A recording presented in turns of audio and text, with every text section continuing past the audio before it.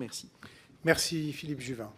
Merci Monsieur le Président, Madame, Monsieur le Ministre, mes collègues, chers collègues, au nom des Républicains qui voteront chacun librement, je veux d'abord rappeler que nous n'allons pas débattre d'un acte technique, mais nous allons parler de vie et de mort, de fraternité et de vulnérabilité.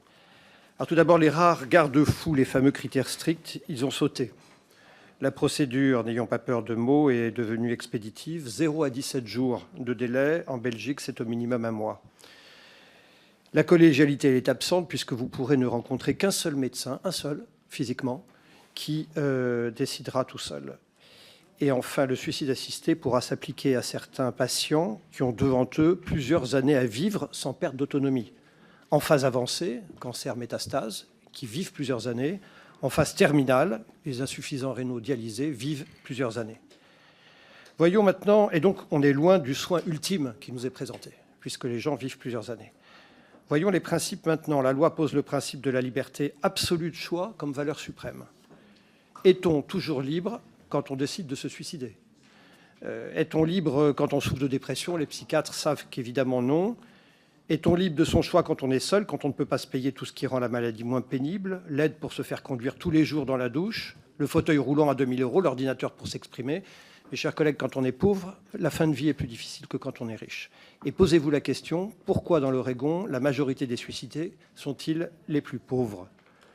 La liberté de choix, ce n'est pas la même, c'est pas vrai, quand on est riche ou pauvre ou quand on est entouré ou isolé. On nous dit que c'est une loi de fraternité. Mais face à une demande de mourir, il y a 2 réponses possibles. La première, c'est celle que propose la loi, la réponse unique, automatique, si on coche les cases. Mais la fraternité, est-ce que ce n'est pas plutôt se préoccuper de comprendre ce qu'il y a derrière la demande de mort?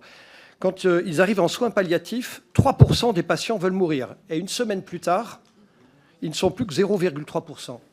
Qu'est-ce qui s'est passé en une semaine? En une semaine, on a pris le temps de répondre à leurs besoins, à ceux de leurs proches fatigués, et la demande de mort s'est envolée. Les demandes d'euthanasie s'éteignent en majorité quand on apporte des réponses.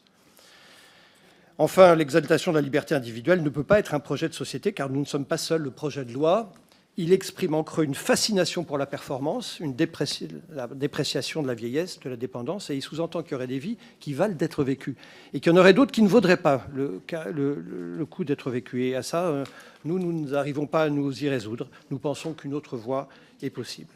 Alors, je terminerai avec 3 questions, une à Madame Vautrin. Madame Vautrin, Madame le ministre, au Canada, on estime que l'année dernière, 80 millions de dollars ont été économisés par l'application de la loi sur l'euthanasie, parce que la fin de vie coûte très cher. C'est une vérité économique. Et moi, je vous demande, est-ce que vous avez une évaluation financière de cette affaire-là? Deuxième question, Monsieur Noder, vous êtes cardiologue, 1,5 million de personnes ont une insuffisance cardiaque, 200 000 ont été hospitalisées en phase avancée, et donc éligibles. Et selon votre expérience personnelle, est-ce que vous estimez à combien d'années on peut vivre avec une insuffisance cardiaque évoluée? Merci.